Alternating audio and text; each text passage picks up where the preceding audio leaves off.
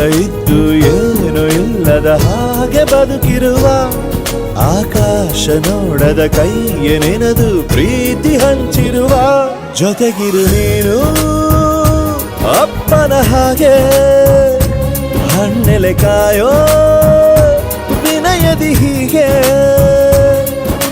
ನಿನ್ನನು ಪಡೆದ ನಾವು ಪುನೀತ ಬಾಳು ನಗು ನಗುತ್ತಾ ಒಮ್ಮೆ ಹೇಳುತ್ತೈತೆ ಮತ್ತೆ ಹೇಳುತ್ತೈತೆ ನೀನೇ ರಾಜಕುಮಾರ.